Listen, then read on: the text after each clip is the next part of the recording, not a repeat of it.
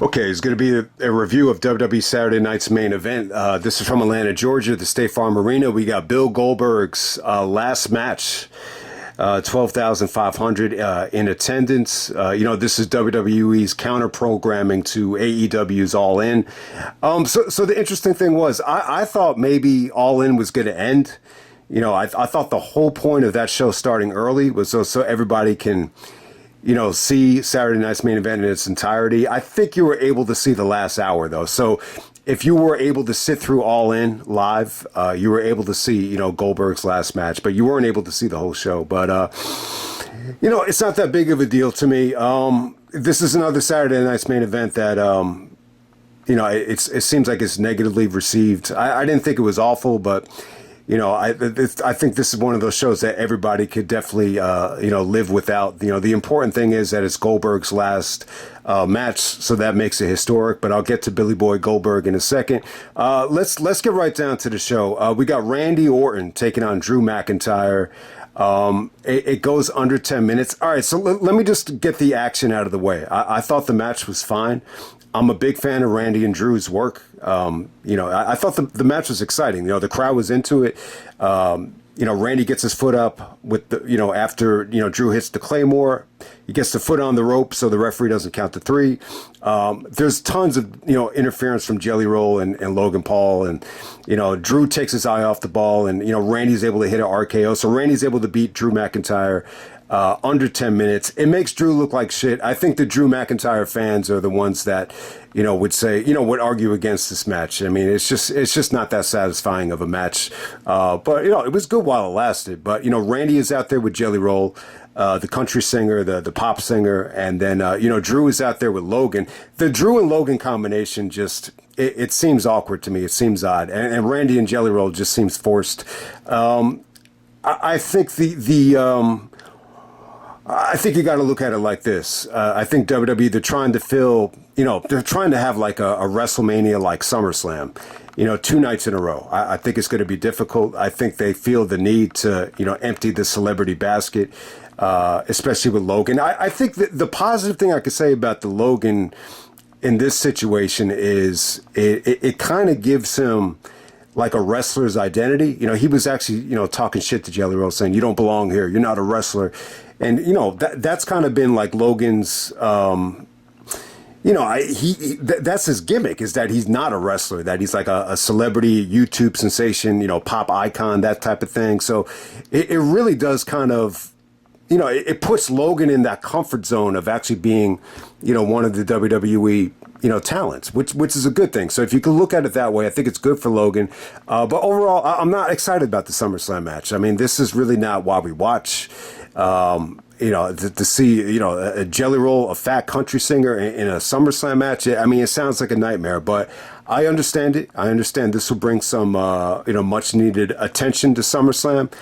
Snoop just did a song with Jelly Roll on the Missionary album. They did the Tom Petty, Mary Jane sample, which I thought sounded great. I actually liked that song, but, I don't know.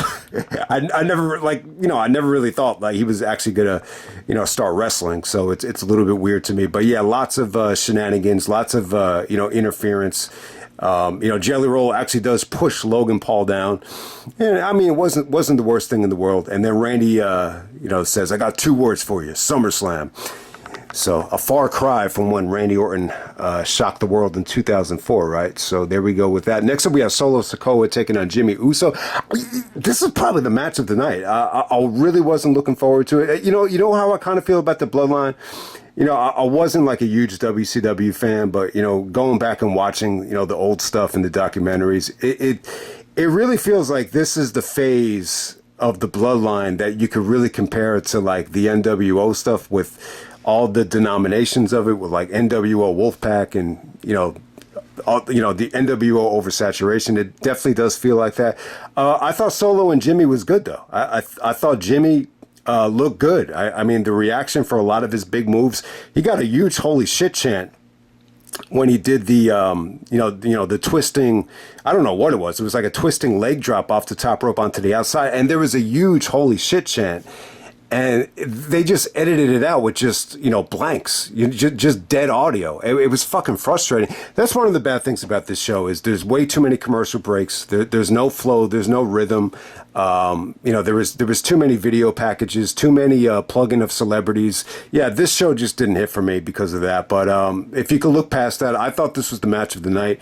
I actually thought Solo looked good here for the most part. The Bloodline dudes, Jeff Cobb, they have a new name for the stable. I'm not even sure what it is. I don't even know what the initials mean. But you got Tungaloa, and then you got the brand new, Monster Tonga dude. Him and Jacob Fatu went at it. So Solo gets the victory here, which was predictable, but it was good though. I think Solo actually looked, solid here against Jimmy Uso. And then, Jacob Fatu ruins the party and takes everybody out, which got a good reaction. Crowd reaction wise, I think the show was good. You really can't bitch about much from a crowd reaction standpoint. The Bianca stuff, Naomi actually attacks Jade. They're going to be, they're having the match at Evolution. I'm going to pass on Evolution. Eventually I will get to it. So I'm happy to hear that the show is very well received. Obviously it's a lot better than this, which is good. But, when I get Peacock again for SummerSlam, I'll review it. I just don't have Peacock this month. Don't ask me why. It's just, it just didn't, time out properly. But hey, the Naomi situation was good. And then Bianca comes out as the, special guest referee. She looked hot. I mean, she wore like the hottest dress she ever wore. So I thought that got people excited about the, the Evolution match with Bianca being the guest referee. It looks like Naomi was able to cash in at Evolution. So, it definitely, it looked like a good show. It really did. Anytime you put Trish in the main event, and you had some good, attractive matches on that show. I'm very, very pleasantly surprised that it went that well. I'll talk more about it next month. I actually want to do a review of that show on camera for a lot of different reasons. You guys could probably figure out why. One of the reasons is like, I'm just a little bit baffled at how many, at the lack of like females that watch a lot of the YouTube stuff. But, and then the other reason why I want to talk about like the, the brand extension, situation. But let's get down to business here. We got LA Knight taking on Seth Rollins. A good match while it lasted. I was enjoying this match. I don't know if this is a work. I don't know why. If you look on the line, a lot of stuff that's coming up is there's a little bit of like curiosity about whether this is a work or a shoot. The way it came off to me is I think Seth was dealing with, there's a good chance that Seth was already injured before the match. I think that's what I think the angle is here. It looked like he was, Michael Cole even mentioned that, his knee was bothering him, when he wrestled Penta in the last Raw main event, and he looked like he was selling it here. And then the buckle. All right. So when LA Knight went for the buckle, not the buckle bomb, but the Falcon Arrow, he leaps on the top rope, goes for the Falcon Arrow. It looked like this was a rough stretch. It just looked like Seth was having difficulty, planting his knee. And then when he did plant it, and then he transitioned into the buckle bomb, that's where if he did hurt it in this match. To me, I think that's where he hurt it on that buckle bomb spot. Not necessarily the buckle bomb, but the plant, going into it after countering the Falcon Arrow. That's where I think he definitely got hurt, if he did get hurt there. It really did come off to me like the knee injury just got worse, if anything. I don't think like the knee popped like out of nowhere. But I will say this. I thought the match was going fine, but it definitely looked like Rollins was struggling. For a lot of these sequences here. It just looked like a rough stretch even before the injury happened. And then all of a sudden you see Rollins, go into his routine where he's doing like lion salts and, he's doing like springboard lariats, and he follows it up with another lion salt. It's tough, man. It's tough to do that day in and day out, every single week, especially where he's approaching his 40s now. Rollins, his career, even going back to Ring of Honor days as Tyler Black, it's always been predicated on just like fucking wowing you with his athleticism. You go back to that Nigel match at Take No Prisoners, where he, that was his breakout match. I mean, a lot of his, repertoire is just, Phoenix splashes, springboard lariats, diving out of the ring. He's a great athlete. He really, really is. But, when you compare like his, style, to Bryan Danielson, Samoa Joe, CM Punk, all the ROH, even Davey Richards, like Rollins is the one that really, abuses, aerial shit with jeopardizing his knees and coming down on his ankles, more than anybody. So it doesn't surprise me. Rollins has really been hit with the injury bug as of late. So the ending of the match, the referee, the female referee, she gives Rollins a little bit of time. Rollins is definitely talking to Paul Heyman about the injury. And then one of the trainers comes out, and then Rollins is just kind of talking to him. I heard that Rollins said the F word. Didn't hear. Obviously, you're not going to hear this on a replay. NBC's going to filter it out. If you weren't going to hear the holy shit chants, you're not going to hear, Rollins drop the F bomb. But it didn't look like he was like in a panic. It looked like he was just talking calmly. And then as soon as he gets up, LA Knight hits the blunt force trauma and he gets the pinfall there. It didn't seem like there was that much improvising on the finish. But I'm going to assume that Rollins is hurt. The way Triple H sold this at the Evolution press conference was it just doesn't look good. The only reason Seth is here is to support Becky and he's on crutches. So I think he's definitely hurt. I mean, this would be beautiful if it was a work. Rollins is still the Money in the Bank holder. So it still gives him a lot of time. He doesn't have to cash this in until. I mean, I was going to say WrestleMania, but I guess it's Money in the Bank in next June. So it's a long time. He doesn't have to relinquish it right away. The last time somebody gave it up right away, I'm going to say was Mr. Kennedy, which is a little bit premature. So before they rush, someone, hijacking the Money in the Bank from him, let's just think about it and kind of plan it out before I think they make any decisions. Rushing that off of Kennedy. You know what the problem was? I think they needed a new Money in the Bank holder, and they needed a new champion too. They needed both, because I think Taker went down, and the guy holding the Money in the Bank went down. So I think that's why it was so rushed. This is a little bit of a different situation. There really shouldn't be any rush at all. But to be honest with you guys, I just don't feel it with this Seth Rollins stable. I really don't. I hope things get better, and maybe things were going to get better, with him being the champion and everything. But, long-term plans, the beneficiary is definitely going to be Braun Breaker. So I'm sure a lot of people like that. But, the combination of Heyman, Seth, Breaker, and Bronson Reed, I just think it's a bland combination. I really do. It's lacking something. I don't know if it's charisma. I don't know if it's engagement. I hate to sound like a dead horse.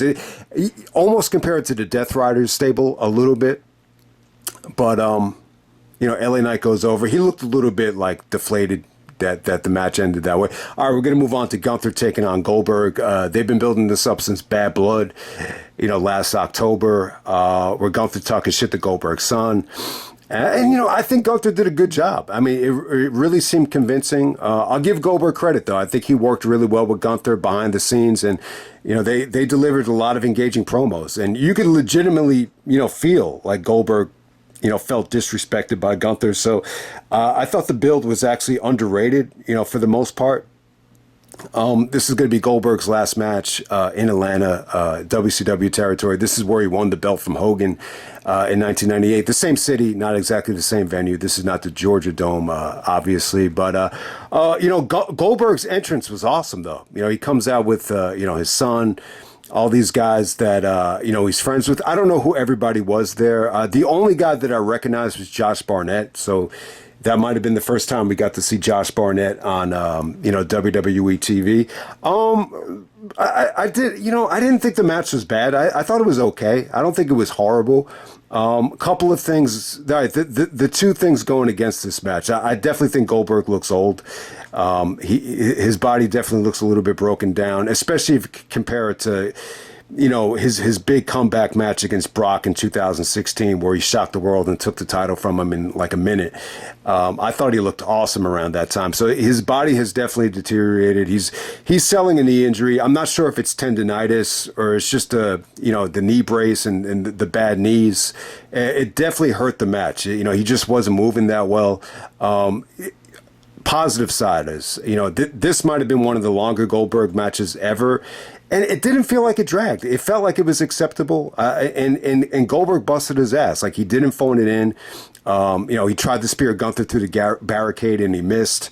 I thought that came off with a lot of impact. And, the Charles Robinson spear bump was awesome. And then, Gunther started working on the knee. Well, for the most part, Gunther, once again, he goes out to Gabe, which is not Gabe Sapolsky, but Goldberg's son, Gabe, and, starts trash talking to him. And Gabe actually comes, out of the front row. Then security gets him away. And then when Goldberg comes back into the ring, he spears him. I think Gunther kicks out of it. Then he hits the jackhammer, and Gunther kicks out of the jackhammer. I'm going to say this. I could be wrong. But is Gunther the first guy to ever kick out of the jackhammer? I was going to say that it was Brock, because I know at WrestleMania 20, you remember, Goldberg and Brock were arguing with Austin. So I'm assuming that Brock kicked out of the spear at WrestleMania 20. So I don't know if anyone's ever kicked out of the jackhammer. So, but yeah, Gunther's able to do it, and as soon as he kicks out of it, he's able to lock on a sleeper, and Goldberg passes out. It was an okay match. It was all right. Look, I think Goldberg, if he's going to put anybody over, it might as well be Gunther. I'm a big Gunther guy. I think he's awesome. So nice feather in the cap for the ring general. Horrible way to say it there, but the aftermath too. Michael Cole comes in the ring. Everybody, all of Goldberg's friends are in the ring, and he's like, "Bill, this is your night." And then Goldberg, thanks everybody. Listen about this Goldberg, farewell thing. I actually like it in this spot. Like I'm saying, guys, I'm not a huge Goldberg fan. I'll get to that in a second. But the fact that, he was willing to put over, a younger talent like Gunther that deserved it, thumbs up to that. The fact that this is a Saturday night's main event is fine. I think if this would have main evented SummerSlam, then it would have become a problem. I really, that would have irked the shit out of me, but this is a good spot for it. I think Saturday night's main event, a lot of people don't take these shows that serious, so it was good for Goldberg to kind of, go out on his own terms, which was good. And he give him credit too. The dude had to fight through some injuries. It does seem like he's a little bit more, actually a lot more positive on the WWE now than he was, 20 years ago, or 22 years ago to be exact, when, you could just tell everything was like pulling teeth, just to get him to join the WWE. But yeah, I think a lot of different things. I think he's motivated to impress his son. I think the money is still good. He doesn't have to wrestle that much. These rare occasions, you could really, I don't know how much he's getting for this. You could argue that he's getting almost $1 million. When you combine some of the Saudi Arabia matches and this match and some of the other, occasional matches he's able to wrestle, I don't want to say it's $1 million, but, I'm sure he's done very well each and every match without having that grueling schedule. So I think that's why he does it now. But in terms of like Goldberg's legacy, I'll just say this. I'm just never been a huge fan of him. I'm a huge Jerichoholic. I'm a huge Bret Hart fan. So where this is going. I'm just not a big Goldberg guy. I'll give him credit though. I think when he came into the WWE, I'll remember this, like he really sparked a lot of interest. I'll say it time and time again, Backlash 2003, we had more people show up for that show than any other pay-per-view party ever. And who's responsible for that? It's Goldberg. So I want to give him credit. Even the way people were, discussing, the possibilities of how they were going to book, SummerSlam 2003, the Elimination Chamber. I'll look back on that very positively. I think he was good. I think he definitely brought some mainstream attention to WWE, and he boosted the profits, compared to 2002. So I think he deserves a lot of credit for that. In terms of like an all-time great, though, the problem I have with Goldberg is, and I think it's one of the biggest problems, like with professional wrestling. It's really it's probably one of the only sports, maybe the only sport, where you could really like not be that passionate about the job and you could still become like a legend. Like, that's the thing I fucking hate about it. And it doesn't work the same way in the NBA. Like, there's no way you can win the NBA finals, especially like as a point guard or a superstar player, and not be passionate about, the sport. If you don't fall in love with putting in the work, there's no way you can win a championship in the NBA, NFL, Major League. Maybe, I mean, it depends on the position in football. For a quarterback, no fucking way. You have to love, the job as a quarterback. If you're going to be like a defensive tackle, offensive lineman, maybe you could get away with not loving the job and still win. But for any other sport, I think you have to absolutely love what you do to be, a champion. And in wrestling, you had guys like Goldberg and guys like Brock that weren't necessarily passionate about being in the business, and they still got to, Hall of Fame, legend type of status. So that's always going to kind of irk me. The thing that really disappointed me about Goldberg, looking back on it, and I'm not a Goldberg fan, so I'm glad that he didn't come in, during the invasion, because I'm in the minority, but I love that year, and I think that would have totally, de-shifted that year had Goldberg come in. But just looking at it from afar, though, I say to myself,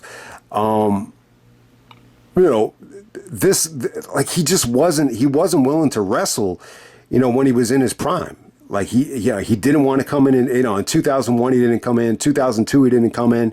Apparently, like, they had to, like The Rock actually had to get on the phone with him and basically like beg him to come in, and he wasn't happy about the money. It just seemed like he couldn't wait to leave. But, I think, to be fair, though, I think at that time, I think it was so competitive, coming out for the Monday Night Wars. And the thing with Triple H here, Triple H, giving Goldberg this spot, I kind of have mixed feelings on it. I say to myself, man, you couldn't get him to show up when he was in his prime. Like, why are we, rolling out the red carpet for him now? So it's almost like when you're looking at Triple H, you're like, is that him being a hypocrite, or is he just being mature? I would say he's just being mature. I think when you look back at that Tough Enough speech where he buries Goldberg for being a pussy and not willing to wrestle and, always being injured and, being this greenhorn that was like, being gifted the world title without earning it.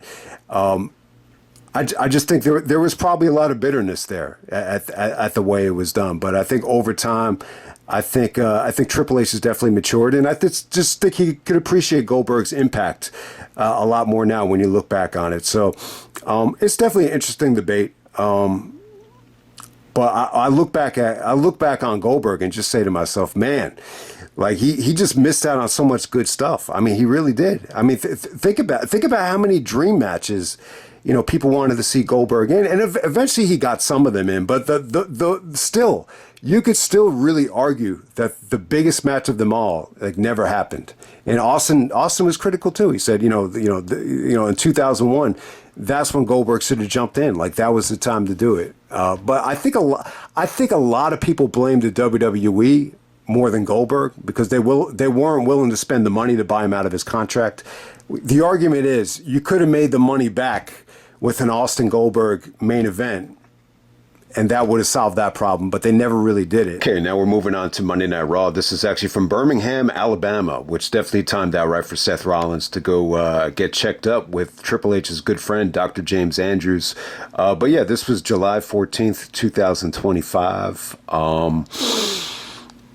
I got to say, a pretty good Raw. It was a little bit boring for the first couple of hours. They definitely focused on the women's division, which definitely had some ups and downs.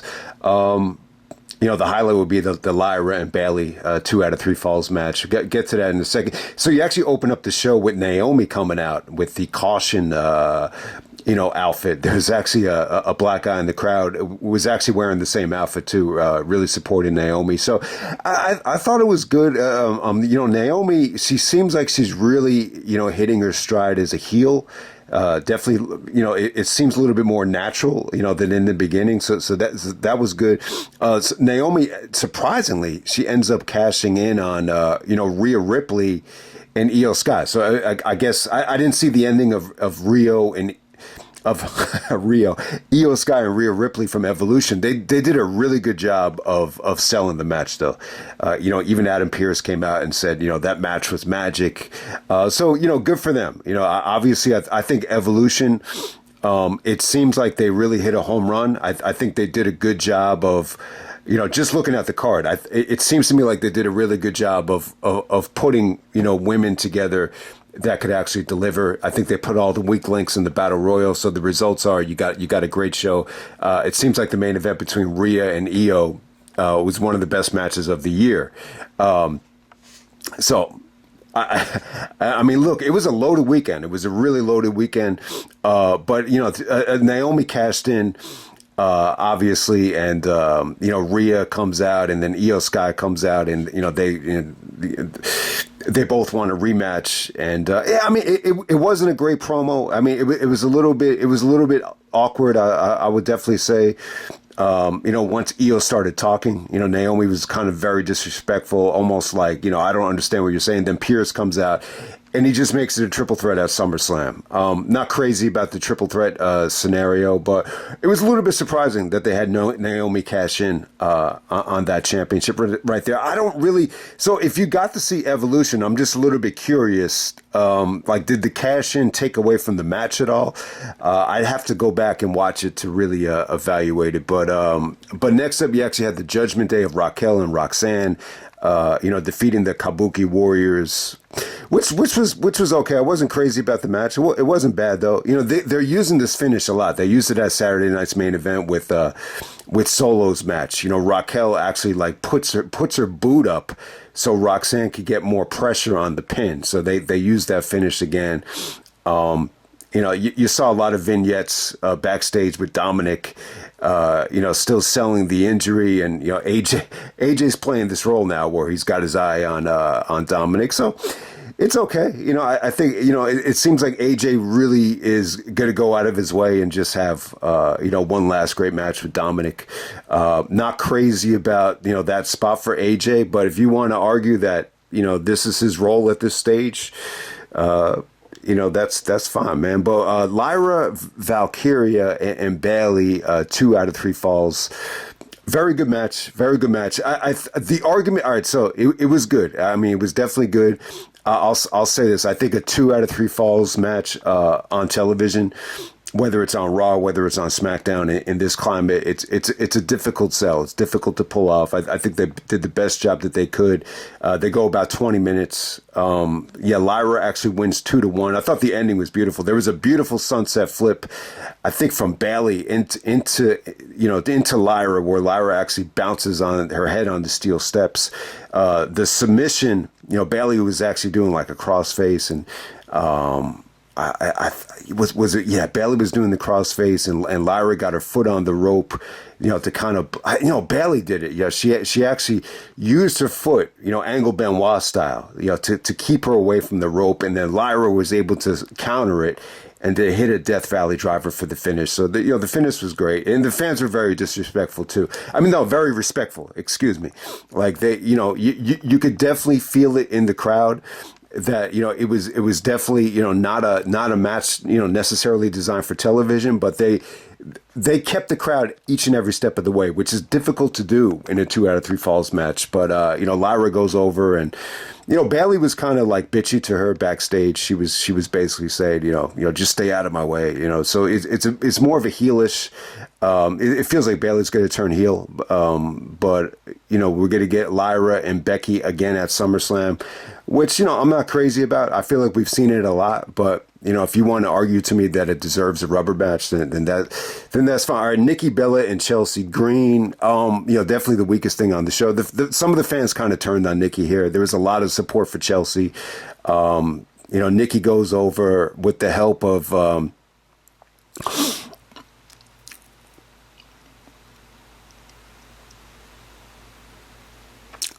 Man, I think I'm thinking. I mean, maybe you are getting brain damage, Rock. With the help of Stephanie Valkyria. That's what I was trying to think of. Yeah, definitely. It's kind of weird. I don't think, having Nikki, help Stephanie is going to help. I don't know. I'm not a big fan of Nikki Bella, but you want to give her credit. She's actually getting down and dirty in the ring with Chelsea. To me, I like Chelsea a lot more. I think Chelsea is the total opposite of Nikki, where I think she loves the business. I think she's passionate, and I think Chelsea's a lot hotter than Nikki Bella. I know a lot of guys will pick Nikki over Chelsea, but to me, I think Chelsea. Sometimes there are extra things about your personality that could, turn the tide. And that's a perfect example of that when you're looking at Chelsea's charisma and everything.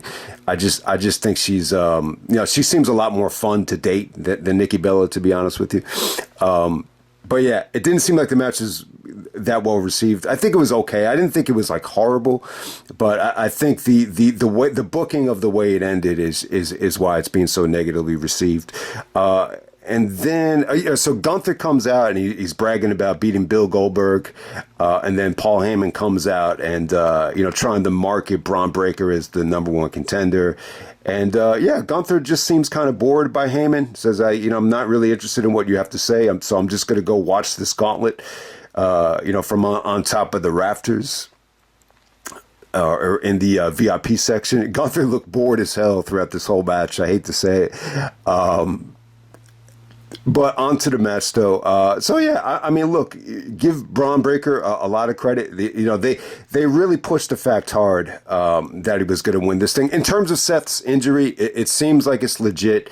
They interview Paul Heyman, and Heyman basically just stated what I already said in the Saturday Night's Main Event review, that we're a long ways away. So it is June. He has until June. This doesn't necessarily mean that they're going to have Money in the Bank in June, but the exact date would actually be June, where Seth has enough time to cash in. So hopefully it's like not that bad of a knee injury. If anyone has any updates on whether it's a full tear of the ACL or the PCL or the meniscus, let me know, because if it's just a meniscus tear, there's a good chance that Seth could shave it and come back in 6 to 8 weeks, like Derrick Rose did in 2015, where everyone thought it was the end of his career. And then all of a sudden he had a pretty decent playoff run. So it could be one of those situations. But who knows? I don't know how bad it is. Hopefully it's not a torn quad. Anytime you think of Dr. James Andrews, you think of the torn quad. But to me, it seemed like it was more of a knee buckle type of thing. But yeah, Seth is nowhere to be found. That's the bottom line. But Bron Breakker, this is the Bron Breakker show. So if you're a Bron Breakker fan, you'll love this match. I think the way they booked it was perfect. I think the idea of Punk actually, beating Bron, it was only believable that Bron was going to, go through hell and wrestle a long ass gauntlet. So he's a little bit fatigued at the end of this thing. So Bron goes over Penta, then he goes over LA Knight. And then eventually he goes over Jey Uso with the help of, Big Bronson Reed. While this lasted, I thought it was okay. I thought it was pretty good. It wasn't great. It was a little bit boring to watch. The finishes on Penta and then LA Knight were really good. The LA Knight stuff, I thought that was the weakest part of the match for the most part. But when Punk comes out, Breakker's a little bit fatigued. So it was good. It was actually pretty believable that Punk would actually go over Breakker. Thanks to Jey Uso, Punk is able to hit the go to sleep on Breakker. So it's going to be Punk and Gunther at SummerSlam, which I'm actually looking forward to. I think the promos will be really good. And you got to remember, too, I think Punk is really good at strategizing against bigger guys like Samoa Joe. So, I think Punk and Gunther so far at SummerSlam, I think this is really the most attractive match, that we'll get so far. So at the end of this thing, they look like they're going to do like a double stack on Jey Uso. And then all of a sudden, Roman comes out. Roman makes a save. Roman looks better than ever. He seems like he's just getting in better shape. It just seems like he's just so well seasoned, compared to 10 years ago. So yeah, I mean, they were going to double stack Jey Uso and Punk, which is kind of like a sign of disrespect to Roman, but Roman does make the save. There's a lot of like OTC chant. I kind of figured, Roman was gonna, come out in this spot to set up the SummerSlam match, but I don't know what the plans for SummerSlam would have been. I thought maybe they would have done Roman and Seth, not for the title. So it's kind of weird. Seth had the Money in the Bank. So it's kind of weird in terms of, thinking about, what spot Seth was going to be in. It probably would have been a tag match. So I'm guessing that the plan is for Jey Uso. So it looked like Roman really, came to Jey Uso's aid. He shook his hands. He kind of gave Punk like the cold shoulder, but, there seemed to be a mutual respect between Roman and Punk tonight. It just seems like Punk is so much more, respectful to Roman, than 2013. I think Roman's definitely earned, Punk's respect, over the years. But yeah, it looks like it's going to be a tag match. Roman and Jey Uso versus, Braun Breaker and Bronson Reed. Not crazy about it. I don't think the SummerSlam card looks good so far, but let me check it out first. But yeah, Punk and Gunther should be a hell of a matchup. I think some people are going to be critical that Punk's style is just too old to be believable against Gunther's, but I think it should be all right. But let me just check out the SummerSlam card, and then I'll end the video. But yeah, I think an okay Raw. I don't think it was great. All right, look, you got Cena and Cody on the cover of SummerSlam.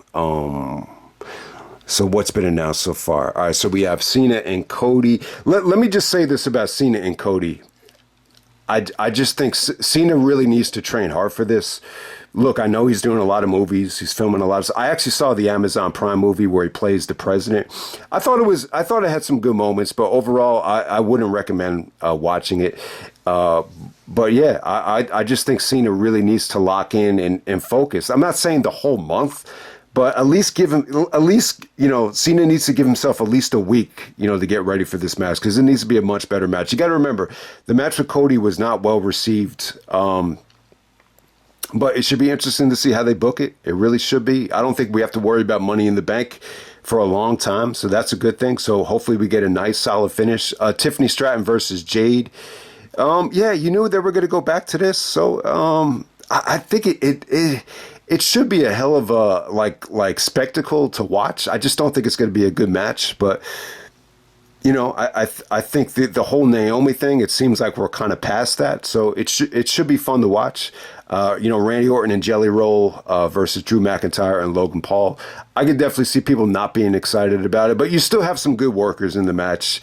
Logan can still do some exciting things. It totally depends on what Jelly Roll can do. I think the key to this being good is if you could just kind of keep his role at a minimum. I hate to say it, but I think that's the only way this match will be good. You get Gunther and Punk, Naomi, Rio, and Io. I just don't think this is going to be like as good as people expect it to be. I just don't think Naomi's as good as Bianca. So I'm a little bit baffled at this booking here. I always assumed that Naomi was gonna, cash in on Jade, but they didn't go in that direction. And then you get Becky and Lyra once again for the IC title. It's tough to get excited about this. I think even if they do that tag match with Roman, it's not an attractive show so far. I really don't know what else they could present, to get you excited about this. But yeah, I'm not a big fan of SummerSlam being 2 nights. But hey, man, the card is not finalized yet, so hopefully they could add something a little bit extra too. But that's pretty much it, guys. That's Saturday night's main event and the Raw aftermath. Sorry, not going to review Evolution until after SummerSlam. That was the plan for this month. I just have to update the payment information, and I just wasn't planning on, subscribing until after SummerSlam. But I'm glad Evolution was good, though. I'm glad it was good. I think you had a pretty, loaded weekend for the most part. I still think, I didn't see Evolution, but, I still think that Bandito and Takeshita, was the match of the weekend. I think All In was like, you have 4 matches that were incredible. I think the idea of, the 2 gauntlets, the men's gauntlet and the women's gauntlet, the argument for it is, you're able to get everybody on the show. I think they found a way where you could get everybody on the show and the show could still deliver. It was a long ass show and I had a tough time reviewing it. It was really, grueling to sit through. But ultimately, I think All In was, fantastic, even though it was a little bit long. I just think that was a bad idea though. I think next time they run the biggest show of the year, I just think you got to limit it to 1 gauntlet, or maybe you put it on the pre-show. But look, on NXT, it seems like Ricky Starks and Ethan Page delivered NXT match of the year, some people would say. And then on Evolution, it seems like the whole show was good. And it's coming off to me like Rio and Io Sky, was the women's match of the year so far. So thumbs up to them. What's the other show there was? Saturday night's main event. Look, the show really had nothing special on it, but I think it was really, I think WWE's mindset was that a lot of AEW fans are older. So, they would actually tune into that to see Goldberg's last match. Or, yeah, a lot of AEW fans are older fans that grew up watching WCW. So, maybe we could, take away some of the buys and have them watch our product and see Goldberg's last match. But I seriously doubt, Goldberg's farewell match, took any sort of revenue away from AEW. But, yeah, I mean, it was a good weekend, but I get the feeling like a lot of people were a little bit overwhelmed with everything happening. It's, for as good as All In was and for as good as Evolution was, my impression is that Superman stole the weekend. That's just my gut feeling. I got the feeling like a lot of guys that watch AEW or even watch WWE chose Superman over, wrestling this past weekend. But, yeah, I'll be back. I'm not going to review the new Superman movie, but I have a Superman video planned if you're a Christopher Reeve fan, so I'm definitely looking forward to that. Nobody loved, Superman more than me when I was a kid, so I got to touch on it. But, yeah, I mean, I apologize if this went too long. But, yeah, I think SummerSlam looks like shit so far. I'm just really not that excited about it. If there's 2 matches I'll be looking forward to, it's Gunther and Punk, should definitely be interesting. And I think Cena and Cody will be a lot better this time.